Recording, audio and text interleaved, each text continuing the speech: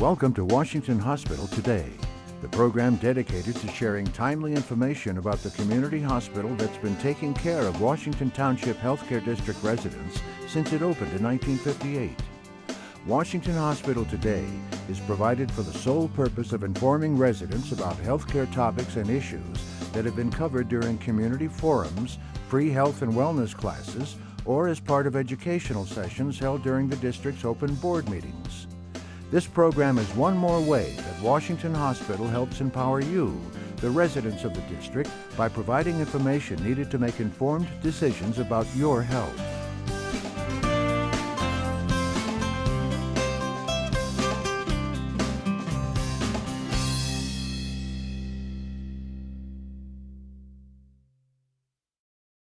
Today's presenter is Dr. Rohit Sehgal. Dr. Sehgal is board certified in cardiovascular disease, interventional cardiology, and internal medicine.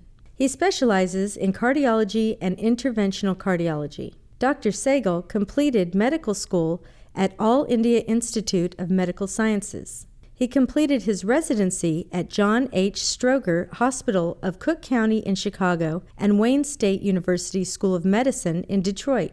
He completed his fellowship at McGraw Medical Center of Northwestern University, Chicago, and St. Vincent Hospital Medical Center. So my topic today is hypertension, which has been called the silent killer. And as we go along this, I'll try to highlight why it's called the silent killer. My name is Rohit Sehgal. I'm a cardiologist in Fremont.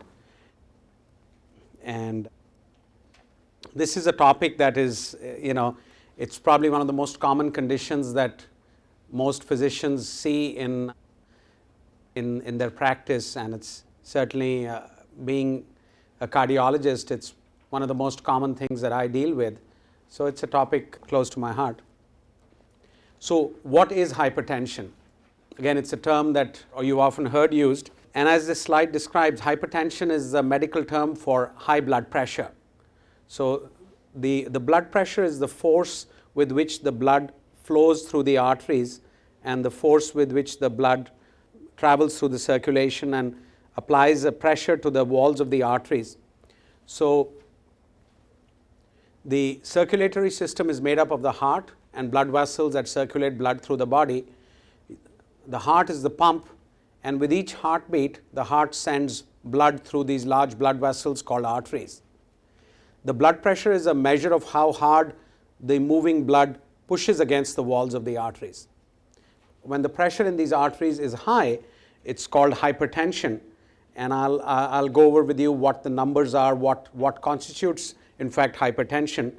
And the fact it's called the silent killer is because most times people don't really feel it, but this high pressure against the arteries is causing damage to the heart, to the blood vessels, causing a risk of stroke, and it's something that really can't be cured. So it's not like having a cold or a flu or a bronchitis where you're given a course of medication for a few weeks and then you're fine.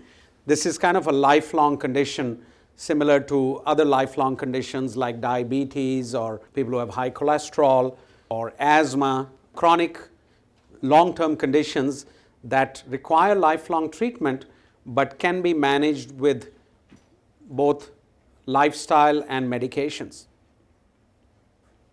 So why is high blood pressure bad? It's bad because it makes the heart work harder. So there's a higher pressure against which the heart has to pump, causing the heart muscle to thicken, a condition we call hypertrophy or increased thickness of the heart muscle, and I'll go over that. The high pressure flowing through the arteries cause the walls of the blood vessels to get rough, causing plaque to build up, which can cause clogging of the arteries, things like heart attacks and strokes. Also, it can affect the vision. There's a cartoon here which shows how the normal blood vessels are nice and smooth, and the blood's flowing with nice, what we call laminar flow, with normal pressure on the walls. When the pressure on the walls increase, it causes these blood vessels to start roughening up here. See this little yellow thickening there? That causes plaque to build up. And eventually that causes the arteries to get clogged, causing the arteries to the brain to get clogged, causing the arteries to the heart to get clogged, arteries to the kidney to get clogged. Our body is a whole meshwork or a whole maze of blood vessels, and you need blood flow to different parts of the body to survive. So the high pressure in these arteries causes damage to the blood vessels all over the body, causing people to have consequences or clinical effects from this, like strokes or visual problems or kidney problems, things like heart attacks. So it's generally not a good thing.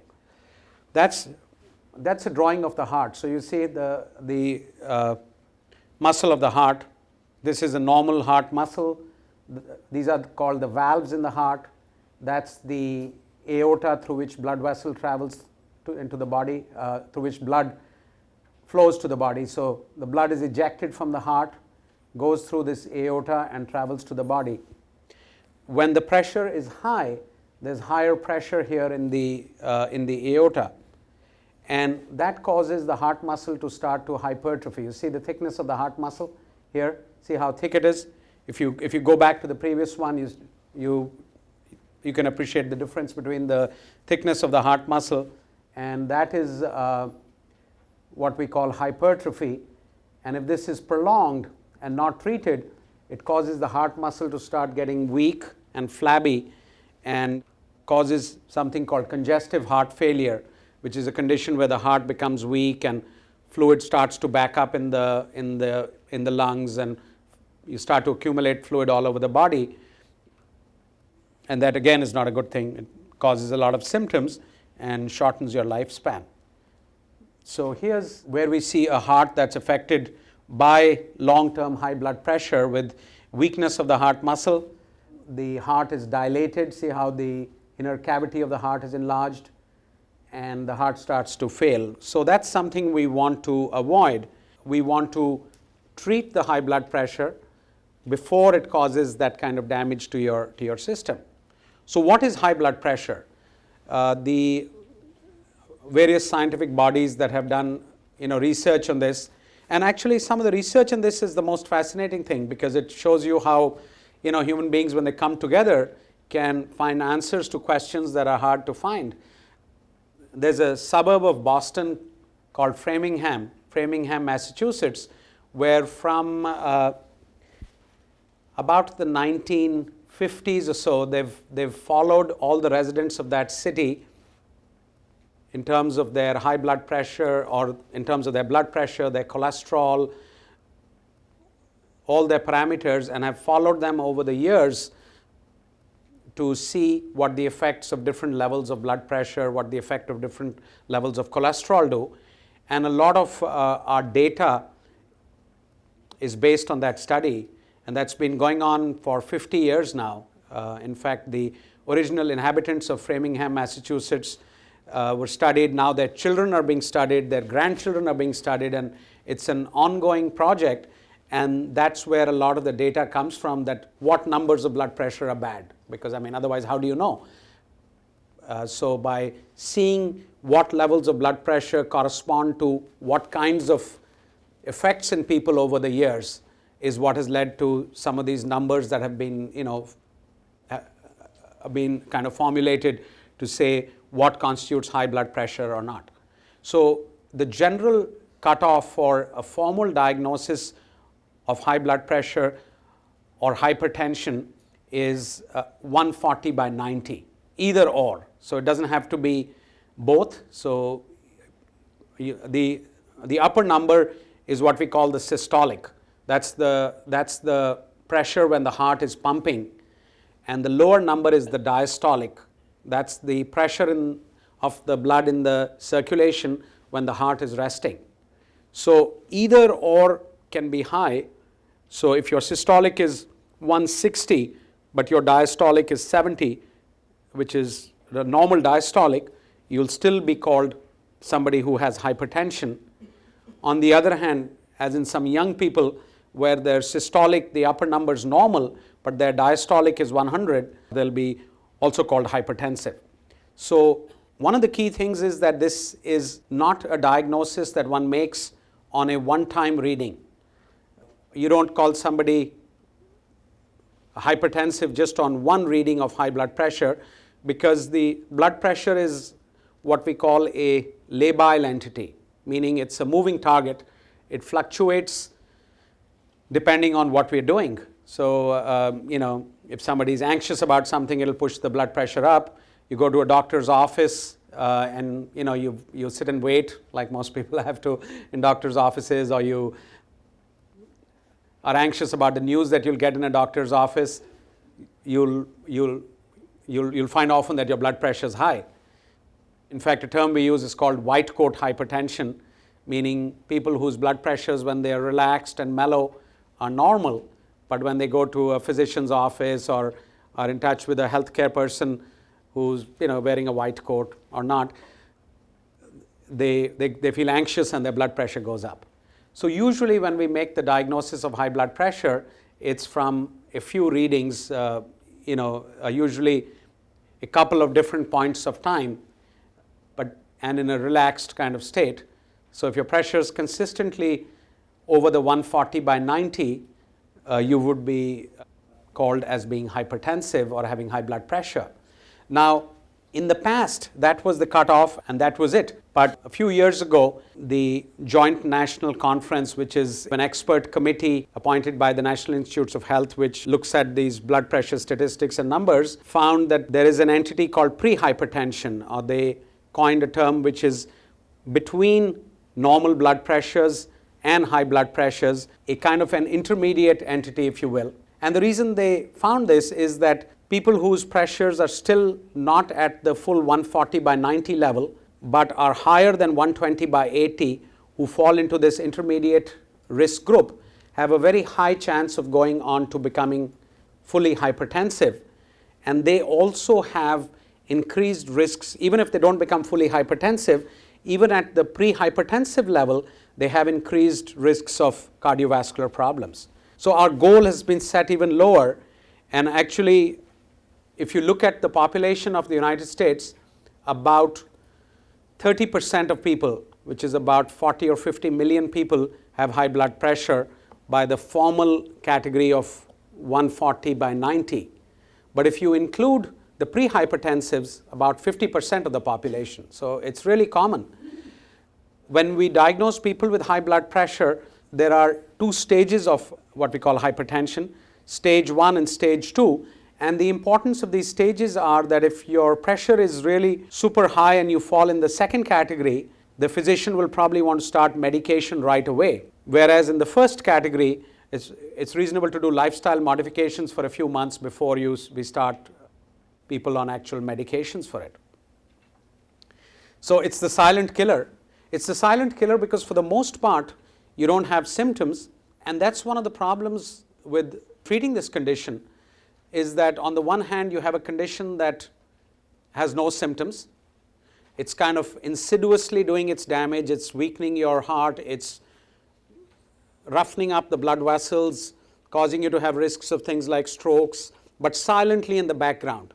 By the time you have your first stroke or your first heart attack, you've had years of this condition already. So it's silent for the most part, and you trade that with being on medications that have side effects and symptoms. So that's one of the real challenges of this condition, both for the patient who suffers from it and the physician who tries to motivate people to be treated for it, that you have a silent condition but not so silent treatments.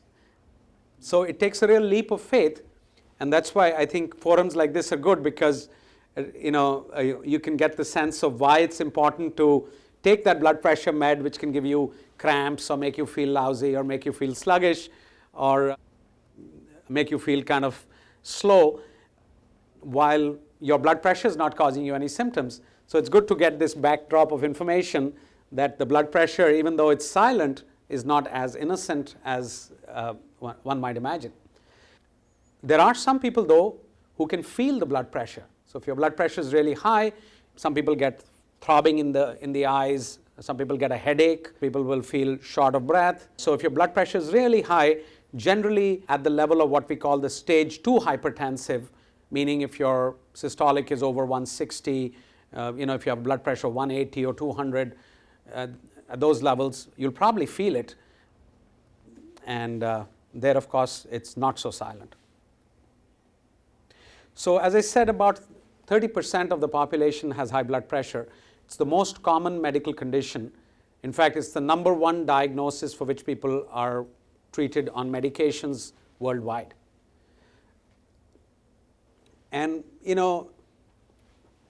being such a common condition, and it's been around for years and years and years, one would imagine that we know all about it. And yet the amazing thing, and just makes us kind of humble, is that 95% of the time, I would say, we don't really know the cause of why people have high blood pressure. So most people who are hypertensive have what's called primary hypertension, or what we used to call in the old days essential hypertension, or even in the older days we would call it benign hypertension, because we would think it's a fairly common thing and it really doesn't cause problems and so on. It's only when they followed people for long enough with this so-called benign hypertension in studies like the Framingham study and so on, they found that even people with this benign hypertension were having strokes and heart attacks much younger than, or much earlier than, people who didn't. The 95% of people who have high blood pressure have primary hypertension, which is a genetic thing for the most part. We don't really know what causes it. It's more common in African Americans. We do know predisposing factors, and here's where we get a therapeutic window, meaning here's where we can intervene. We know that people who are physically inactive, who are obese, who drink excessive alcohol, meaning more than about 2 drinks a day or so, that's, again, it's kind of relative. I mean, excess sodium intake, and people who are sort of type A personalities, people who are really highly wound up, who get impatient easily, who cuss and swear in traffic, who get really wound up, they tend to be more hypertensive. I mean, for a while we used to think that was just a old wives' tale, that that mental stress really didn't have anything to do with it. And even now we don't think it's the only thing, but it does certainly seem to contribute. Which is, again, the other side of the coin, is that things like meditation or learning to kind of take it easy and not get so stressed with day-to-day things can actually help bring down your blood pressure. People have done transcendental meditation or yoga or relaxation, and they've found that they've shown a drop in blood pressures, 5 to 10 points at least, in many of these studies. There's a small subgroup of people who have what we call secondary hypertension, and these are people who have high blood pressure from a known treatable cause. We as physicians always love to identify those, because those are individuals where we can actually intervene.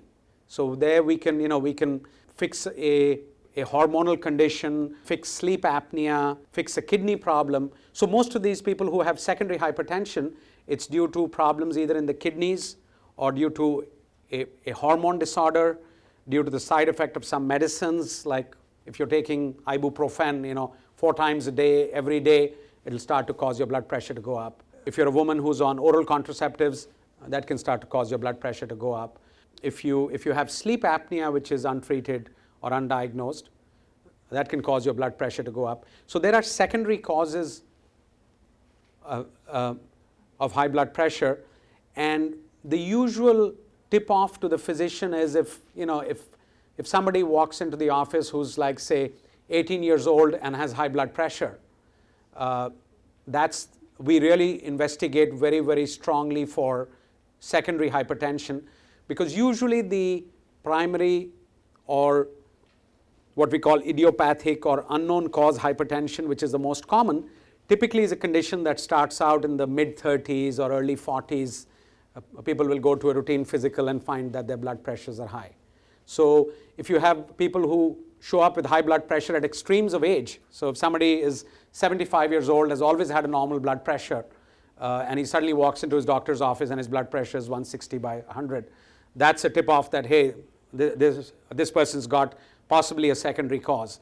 So we always look to see, is there a problem in the kidneys? Is there a kidney artery which is pinched, causing the blood pressure to be high because of hormone release from the kidneys? Is there a thyroid gland which is overactive? Is he or she on meds that can cause it? So we really look for those causes, because then you can treat that and the person doesn't have to be lifelong on blood pressure meds.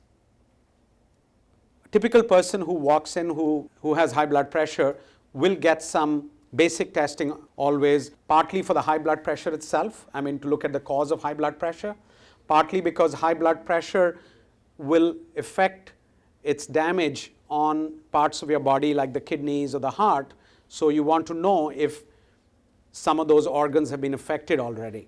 So we'll typically do blood tests of kidney function, we'll check your electrolytes, we'll check some hormone levels, we'll do an EKG, a chest x-ray, we'll get an ultrasound of the heart called an echocardiogram, which is a study like this where you're laying on a couch and somebody puts a probe on your chest, and that shows us how the heart function is. You go back to that slide where we saw the heart muscle being thickened and hypertrophied. We can make that diagnosis from the echocardiogram. You can see if the valves are leaking. You can see if there's areas of scarring in the heart from silent heart attacks related to the high blood pressure. So it's a very useful test. And since high blood pressure is a risk factor for clogging of the arteries, we'll typically often also do a stress test, especially if the person has other risk factors like a family history of heart attacks, diabetes, or a history of high cholesterol. So there we will usually set them up for a stress test. The other big question is, how often should we check for high blood pressure? So in the average population, and amazingly enough, this is still somewhat controversial because it's an era of healthcare containment costs, and some of the governmental agencies have very conservative guidelines. They would say the average person should be checked every 2 years. Most of us feel that in somebody who's never had high blood pressure, he should be screened or have his blood pressure checked at least once a year. Somebody who is in that pre-hypertensive zone I was talking about, where the blood pressure is between 120 and 140 and the upper number or the diastolic is between 80 and 90, should be checked about every 6 months, because there's a fairly common transition from there to high blood pressure, especially if you slow down in your exercise and you gain weight or you're taking more salt in your diet. So the pre-hypertensive should be checked about every 6 months. People who have established hypertension or high blood pressure will probably be seen more frequently, because there it's a question of titrating or adjusting the medications and lifestyle and seeing how their pressures are doing. That wouldn't be screening, but that would be actual treatment. Again, what are some of the complications? Strokes, congestive heart failure, clogged arteries, kidney dialysis, eye problems. So the risks are a whole legion of complications. Multiple things can go wrong. How common is high blood pressure? As we said, it's quite common. The incidence of high blood pressure does increase with age, and as this graph, which sort of gets a little busy and technical, shows that it's more common in African American people at different age groups. So at every age group, it's more common in African Americans. It's somewhat more common in Asians as well, which is not shown in this slide. So those are population subgroups that have to be really carefully watched for high blood pressure, and should be even more cautious in terms of lifestyles. And I'll come to that soon about lifestyles that help to decrease the risk of developing high blood pressure. As our blood pressure increases, this is data from the Framingham study, with every decade of life, as your blood pressure is higher, your risk of CHD mortality, means coronary heart disease mortality, meaning the risk of dying from a heart attack. On this scale is the risk of dying from a heart attack, and that risk increases for every age subgroup as your blood pressure increases. If your average blood pressure runs 160, your risk, even if you're 50 years old, is much higher than somebody whose blood pressure runs 120. And the same is true for diastolic blood pressure. The same thing goes for strokes as well. Increased risk of strokes. For the same age group, if your blood pressure is higher, your risk of strokes is much higher if your blood pressure is higher. So again, important to control it, and are we controlling it well? So a big survey that's done all over the nation every 4 to 5 years, and the last time was in 2008, showed that only about 50% of people with high blood pressure had their blood pressures well controlled. And why is this? I mean, today's era of technology and cell phones and gizmos and all of us having access to everything, yet only 50% of us can actually control such a vital, important health issue. I mean, it's twofold. Part of it is that in some parts of the country, some parts of the world, people still don't have access to health care.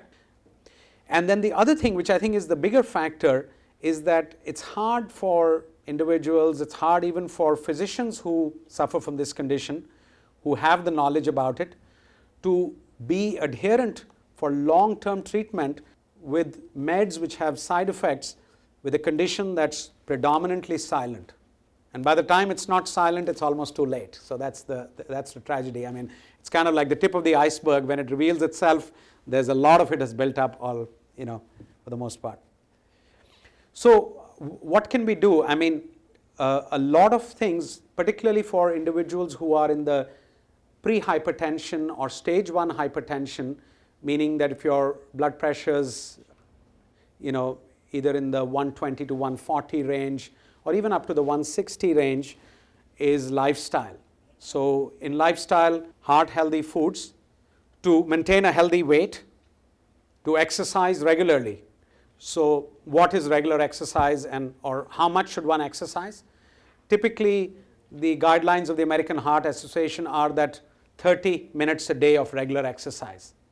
And there'll be some people who say, oh, I walk around a lot at work and I'm always up on my feet and this and that. That really is not good enough. You need 30 minutes of good dedicated time for exercise, walking around the lake here in Fremont, which is a great way to exercise, going for a walk.